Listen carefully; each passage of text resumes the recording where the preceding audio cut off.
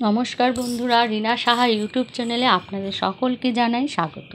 আমার ভিডিওটি যদি আপনাদের ভালো লাগে তাহলে অবশ্যই লাইক ও কমেন্ট করে জয় মা লক্ষ্মী লিখে যাবেন। আজকে আমি আপনাদের সঙ্গে যে বিষয়টি নিয়ে আলোচনা করব, আমাদের সকলেরই জীবনে ভালো সময় এবং খারাপ সময় আসে, এরই 5টি সংকেত নিয়ে আপনাদের সঙ্গে আমরা আলোচনা করব। তাহলে আসল কথায় বলা যাক। যদি জোড়া জোড়া চড়ুই পাখি আপনি দেখতে পান তাহলে বুঝবেন আপনার ভালো সময় আসতে চলেছে। তৎক্ষণাৎ চড়ুইকে খাবার ছড়িয়ে দিন। সেই দানা যদি চড়ুই পাখিকে খেতে দেখেন তাহলে বুঝবেন ভালো সময় আপনার দোরগোড়ায়। গরু যদি আপনার ঘরের সামনে আচমকাই কোনো একটা গরু এসে থেমে যায় তাহলে বুঝতে পারবেন আপনার ভালো সময় আসতে শুরু করেছে। খারাপ সময় ভালো সময় জীবনের এপিঠ আর ওপিঠ। ভালো সময় বুঝতে 5টি সহজ উপায়, শুধু চোখ কান খোলা রাখতে হবে। সবাই চায় যে তার জীবন সুখ সমৃদ্ধি এবং খুশিতে ভরে থাকুক, খারাপ দিন কখনো যেন না আসে, কিন্তু এটা তো সম্ভব নয়। এমনকি খারাপ দিন যখন চলে তখন সেটা অতিবাহিত করা অত্যন্তই কষ্টকর হয়ে পড়ে। কিন্তু এর মধ্যে কিছু এমন সংকেত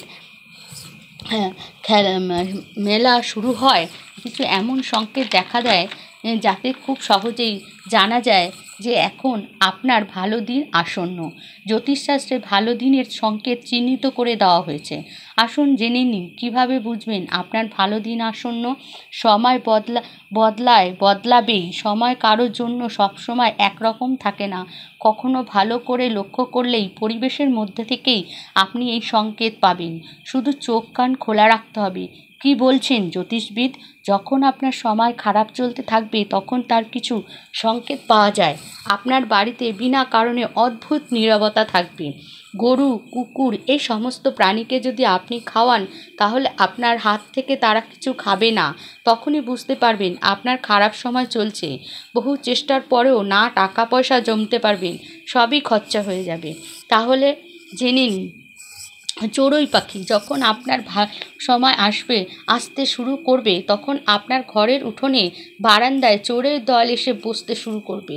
যদি জোড়া জোড়া চড়ুই পাখি আপনি দেখতে পান তাহলে বুঝবেন আপনার ভালো সময় আসতে চলেছে। তৎক্ষণাৎ চড়ুইকে খাবার ছড়িয়ে দিন। সেই দানা যদি চড়ুই খেলো তাহলে বুঝবেন ভালো সময় আপনার দোরগোড়ায়। 2 নম্বর, গরু যদি আপনার ঘরের সামনে আচমকা কোনো গরু এসে থেমে যায় তাহলে বুঝতে পারবেন আপনার ভালো সময় আসতে শুরু করেছে। ঘরে যা কিছু আছে, রুটি, বিস্কুট, পাউরুটি অথবা ভাত, মুড়ি, কলা যাই থাকুক না কেন, যদি গরু খেয়ে চলে যায় তাহলে বুঝতে পারবেন যে আপনার খারাপ সময় সে সঙ্গে নিয়ে যাচ্ছে।